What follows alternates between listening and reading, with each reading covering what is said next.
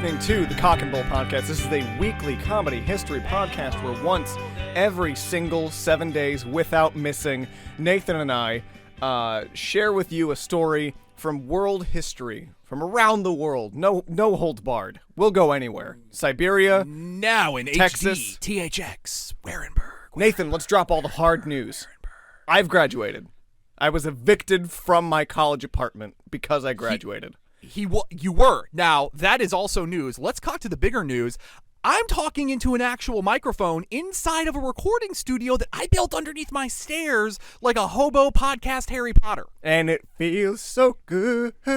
Oh, I can only assume that these dulcet tones are coming to you just so Barry White smooth right now, ladies and gentlemen. So crisp. You're welcome.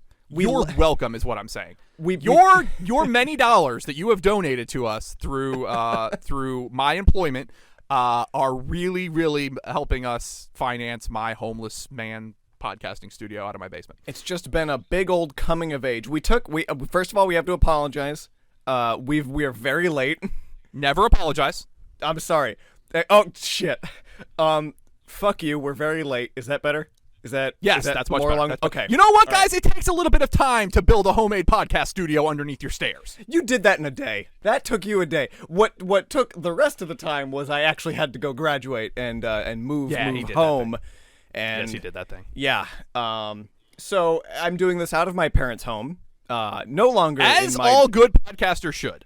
Not even in my own bedroom because my parents demolished my bedroom when I went to college. In your defense, you were squatting in what was my bedroom. That was always a rightful eviction. Like, we are giving this land back to the natives. My room came back from whence it came. It was a garage. It went back to a garage. Circle of life. My recording setup is on top of a bulldog's kennel, and she is attempting to sleep right below me. But she can deal. Oh, she can hello, deal. Myrtle. She Welcome smells, to history, Myrtle. She smells terrible. But I love her anyway. She really does. She's delightful. Nathan James Dean was born on February 8th, Yes, ladies and gentlemen. 1931. My sound is sexier, so are our guests. Yeah, we're finally talking about the hot ones. Yes. This is a transition from Tycho Brahe, the no-nose man, to Dear James Dean. Lord. Was Tycho the last one? Oh, I don't shit. think yeah, so. That I don't is even a hard know. Transition. I don't even know. I don't either anymore. Yeah, it's a good point. Now, he was an American actor, famous for embodying that "you're not the boss of me" attitude, better known as teenage disillusionment. Now, he was sent away by his father as a young boy, so Dean grew up in Fairmount, Indiana, and eventually moved on to college in Santa Monica, and after a short while, another stint at UCLA. Yeah, where all the rebels go. So his first role was in a Pepsi commercial, which was apparently such a good role that he decided to drop out of college and act full-time. I mean, if you land that Pepsi gig, you're set for life. That's my rule. I mean, it's been working well for Britney Spears and JT. Definitely been working well for those two. Was Definitely. Michael Jackson in a Pepsi commercial? I feel like he probably was. He Probably was didn't work Pepsi out Man great for him. He was Pepsi Man. Was You he? can't see He it was behind the Pepsi CGI. Man. Yeah, but Really? Okay, Yeah. good to know. Good to know. See? Podcast full of facts. Michael Jackson was Pepsi Man. Sue us, Michael Jackson. he's dead. He's dead. I don't know if he can. I don't even know if his We estate is win! still active. We win. Now, apparently those three life choices I listed were enough for his dad to despise him. Yeah, I mean, if you're gonna be a good son, you're gonna go to a liberal college. You're gonna get in a Pepsi commercial. You're gonna grow your hair long. You're gonna smoke the reefer, and you're gonna disappoint your father. That's just the thing you're gonna do. Dad, you don't understand. This face was destined to sell cola. Now, Sweet sugar water. three of his most famous films, including Rebel Without a Cause, East of The Eden, only one. and Giant, were each released in 1955 and 1956 for Giant. So, He had 3 movies in 2 years? yeah. And in 1955, though, on September 30th, James Dean was killed in a fatal car crash on the U.S. Route 466. All right, guys. Well, this has been a fun episode. Welcome to, you've been listening to the podcast hour. I want to thank this is how we do it, Pony right? Club. It's been a while since we've done one of these. I didn't remember them being that succinct, but okay, good. Now, Nathan, this story isn't really about James Dean. In fact, it was about the car he was driving. Like, I've read some Stephen King novels. Is this like a Christine? Was the car possessed? Did the car kill him? Every single source I read referenced Christine, so yeah, get ready. See, Ba-choom. Dean had a huge thing for racing. It's actually what he was off to do when he crashed, which, irony. So James Dean and Paul Walker. Yeah, so after, James Dean is Paul Walker. After filming East of Eden, we have Dean, CGI. Wait, no, stop.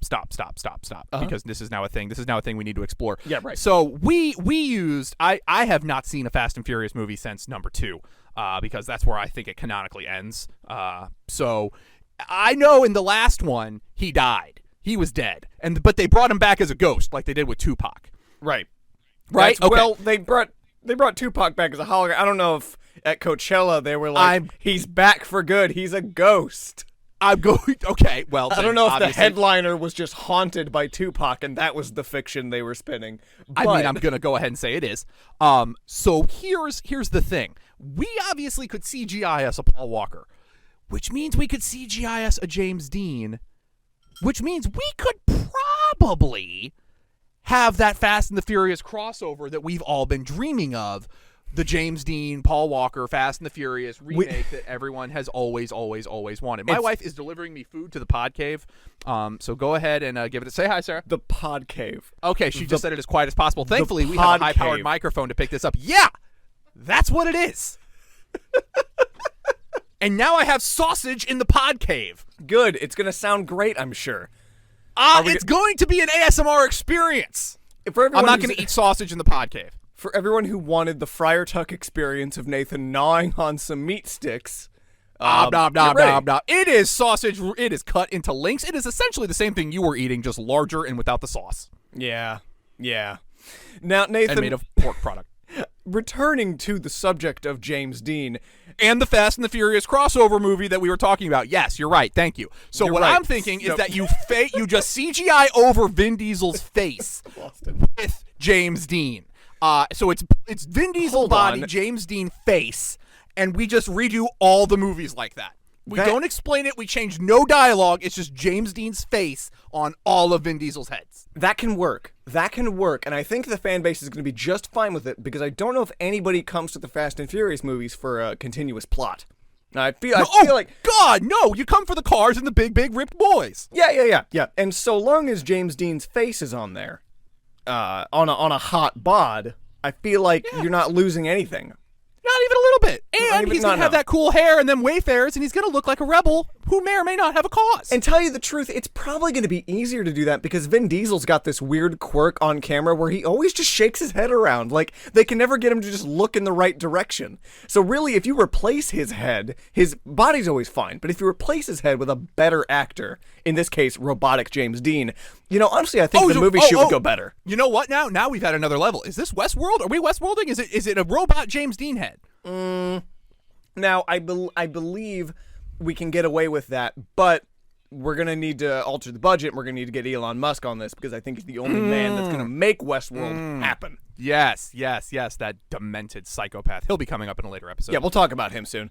So, after filming East of Eden, Dean got a shit ton of money, and he used that money on coke. No, but he also used it. No, it'd be ironic because he's a Pepsi man. Oh, you got me. God, that's a good one. Okay, that was a good one. That was pretty good. I'm proud of that one. I'm angry, but that was good. Now, one of them... Oh, I'm sorry. I didn't even say what he actually bought. He bought cars. Now, one of them was the car that he died in, which was the Porsche 550 Spider. I don't even give a shit at this point. I'm just going to roll over... I'm going to roll over how bad of a host I am sometimes. Oh, fuck it at this point. If you haven't embraced it by now, what the fuck are you still doing here? That's the Faust charm. So Spider, it is. By the way, the Porsche 550 Spider, that Spider spelled with a Y. That's a very critical detail that I think we need to lay down. He was the original 8th grader. I would make goofs about that, but that is a very, very, very common car that almost anyone who knows cars, it's... Yeah. I understand you as a recent... And speaking of, that's the other thing we buried the lead on. Spencer has put the Bonneville to rest. Now, I have yet to put it in a boat and sail it down the Missouri River on fire, but I did get a replacement, and I make the old Bonneville look at the replacement every day. And sometimes I almost get in the driver's seat of the Bonneville, but then I say no, because you're bad, and then I go to my Nissan Altima. I'm better than this. Yeah. Nissan, welcome to we haven't gotten any sponsorship money from Pontiac or Chevy. You're up next. Nissan. After that, I was considering Saturn. They're also a discontinued company that may have stashed some secret treasure, a little gold lockbox with $30, and there's a note that says, "Find the worthy podcast." Oh, God. Saturns. I've totaled 3 of them. Oh, it's not wrong. Now, this car was super customized to be Dean's one-of-a-kind baby. He slapped the big old number 130 on the door, and on the hood. Have literally any significance? I have no fucking clue in any of the articles I read. I think he just liked the number. Or maybe he was... Okay. Hey, what kind of number do you want? 130. Why? That's how old I want to be. Oh, okay. I'm going to live forever. I'm James Dean. Oh, the terrible I talk irony. like this because I've never seen a single thing James Dean has ever done, so canonically, he sounds like this in my head. It's close to Harvey Firestein. Okay, so the name comes from... Oh, once again, I've skipped over it. Now, he slapped the big old number 130, we established. He put some red stripes on it. He colored up the seats to be, like, nice and red. And then he gave it a name, like a sword. He named it Little Bastard. A sword! Like a sword. When you came to naming things, the most relevant pull you could come up with was a sword? Nathan, I love Did swords. people name swords? I love swords. Outside of Excalibur, named one named sword. Longclaw, Needle, Ice. I'm going to assume all of these were from The Lord of the Rings, which is a bullshit franchise that doesn't count. They're from Game of Thrones, you cretin. I can't even remember the name of one of the weapons. Frodo's sword has a name. I forget what it is. Anyway, Sting. It's Sting. Like the weird tantric sex man himself. Like Gordon Summers. Sting. The point is, people name swords, and I feel attacked, frankly, by your attitude towards my analogy. Well, you can't attack me because I'm ensconced in my pod cave. I've never been able to attack you, and that's the fault of this podcast. Now, the name comes from one of 2 stories, Little Bastard. Some saying that he named it out of spite for the Warner Brothers, who didn't want him to race while filming. Apparently, one of his producers was like, "No, you can't race, you little bastard." And then another story is that he and another guy... Bastard was probably a more evil word back then. I don't know. I feel like it has absolutely no meaning now. Now, the other story says that he and another guy had this thing where they would call each other Big Bastard and Little Bastard, but anyway, let's flash forward. So on September 23rd, technically we're flashing backward, on September 23rd, 1955, Dean had a lunch meeting with Alec Guinness, better known as Old Obi-Wan Man... fucking Kenobi! Yeah, but this is before Star Wars, so at the time he was better known... for nothing. He was Obi-Wan Kenobi. That's all he's ever been. He was extant as Obi-Wan Kenobi. So Dean gets out of the car and asks Guinness, "What do you think of my car?" And Guinness gives the car a once-over and then said that it looked sinister and, quote, "If you get in that car, you'll be found dead in it by this time next week." See, you can't talk like Allen Guinness without talking like Obi-Wan Kenobi. It is literally impossible. Now, September 23rd, literally 7 days before he died, and if that sounds like an unbelievable BuzzFeed quality coincidence, then prepare for these next 12 facts to shock you, Nathan. Is Alec Guinness the Ring? Well, George Lucas is still alive, so unless Guinness gave him a lot of time, like... No, yeah, because he killed him. Lucas killed him. He struck him down to keep him from killing everybody else. If you get in that shitty flannel by this time next week, you'll be dead. Well, I've got 6 shitty movies to make. Here we go. I'm George Lucas. I'm also Kermit the Frog. I don't have a neck. George Barris, the guy who customized the car for Dean, bought the wreckage for $2,500. Now, that's in them 1950s dollars, so, like, I don't know what that means. When he was backing the car into his shop on a trailer, the car lurched off the trailer and crushed a mechanic's leg. Okay, yep, it's a possessed car. We're Christining this. It's a full-on Christine, ladies and gentlemen. Blue, blue, blue. Christine alarm. We have a haunted car. Little bastard's body count 1.5, because I would argue a leg is like half a dude. I was about to say, holy shit! So Santa Anna was half a person. Yes. Well, he was already half a person. He was just trying to fill the hole in his heart by, conquering America. Well, I mean, yeah, as you do. Yeah. So the drivetrain and the engine were taken out of the little bastard and sold to William Eschrid and Troy McHenry. So the two raced one another with each part in their new cars, and mid-race, McHenry lost control with Dean's old engine and fatally struck a tree. Body count, 2.5. Like killed the tree? Fatally killed himself, not the tree. Maybe both? Maybe both. Oh, God. That tree so might have been possibly dead, too. 3.5. Well, this podcast doesn't view trees as people. Controversial statement. Fuck you! Controversial Fuck you. statement. Now, I am we are the Lorax of podcasts. I speak for the trees, motherfucker. I'm never going to get another opportunity to mention this on this podcast, so since we're talking about the Lorax, can we discuss the fact that he exited that story by lifting himself up by his own ass and then flying to heaven? I mean, it's Danny fucking DeVito. He can do whatever the goddamn hell he wants. Well, originally it was Dr. Seuss. Don't know if Daniel had a big say in the original book, but I'll hear you out. Now, Eschrid's car, in the same race, also locked up and rolled while he tried to turn it. He survived. Maybe you shouldn't be using, like, Frankenstein car parts to build other cars, guys. Maybe that's a lesson you should take away from this. Maybe. He survived with serious injuries. So we're going to bump that body count up to 3. Those injuries might have been so serious he half died. A full solid 3. Yep. So a guy with no legs and a guy with some internal bleeding and a spleen injury. Yep. That's a man's life. Yep. Okay. All right. Well, good to know. Now, Barris still had 2 of Little Bastard's tires. How? I don't know. I feel like those are the least repurposable part of a total car. Serious? You can't. If you replace one tire, they're like, oh, I gotta replace all 4. And he's like, I got these 2 tires from this car wreck. You want to throw them on something? They're just clearly covered in black duct tape and blood and lot half of blood. a dude's leg and an actor's blood.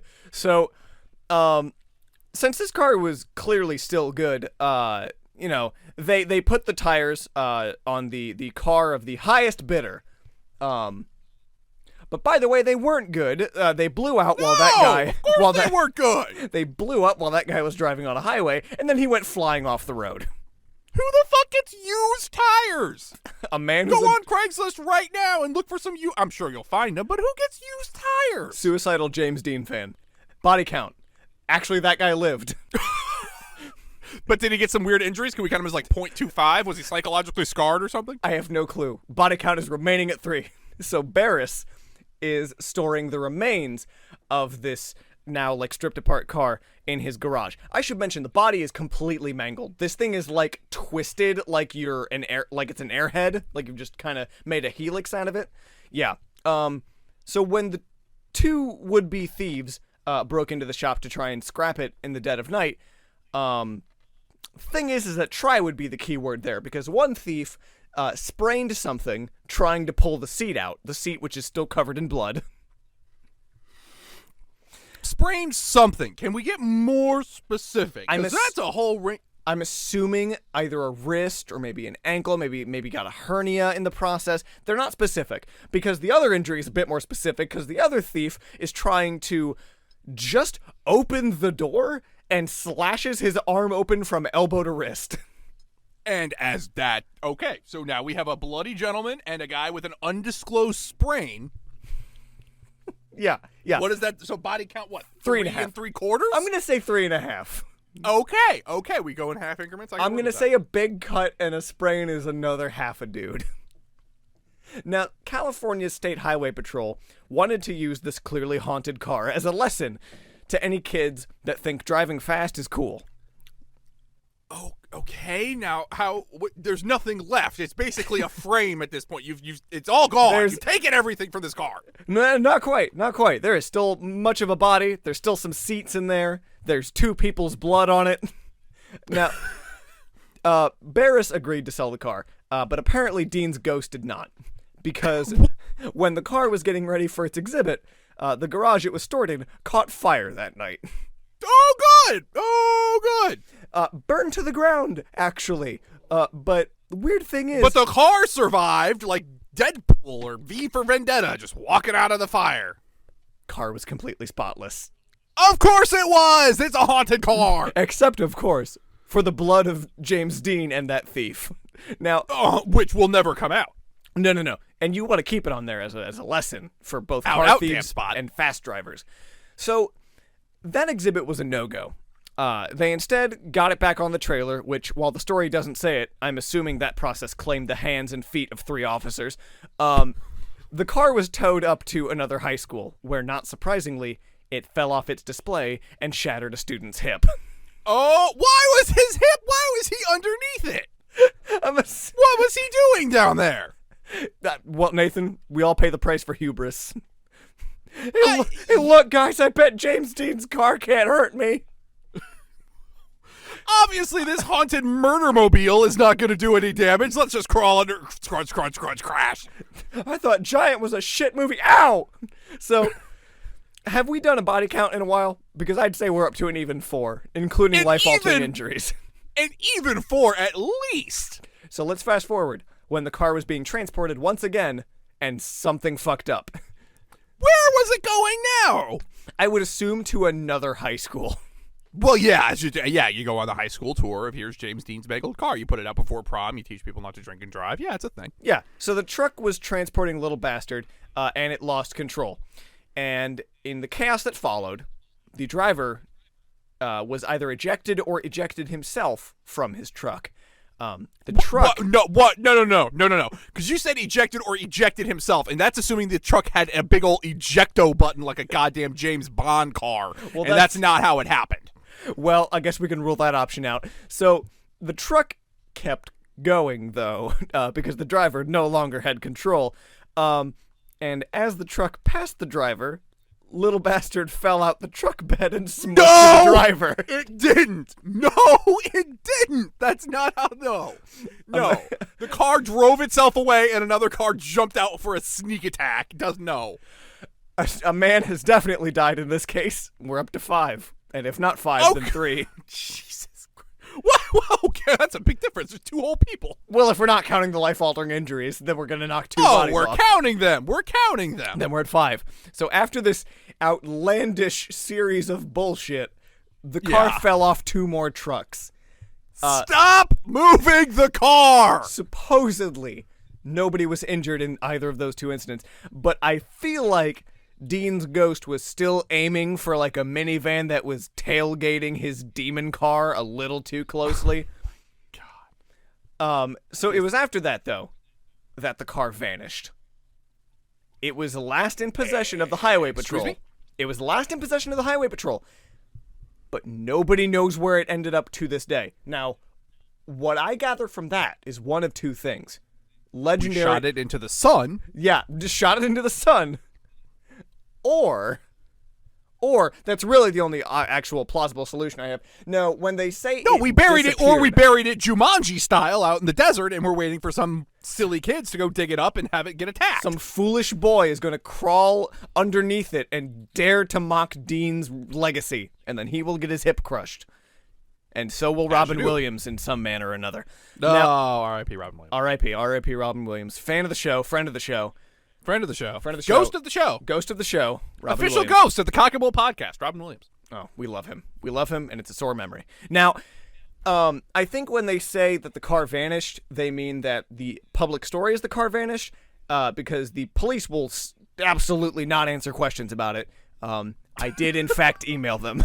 They did not get back to me. What is that email like? Hey, you still got James Dean's car? No. I used my journalism skills to inquire about a potential demon car, and I wondered if they happened to know where it was last in possession. Weirdly, I did not get a reply.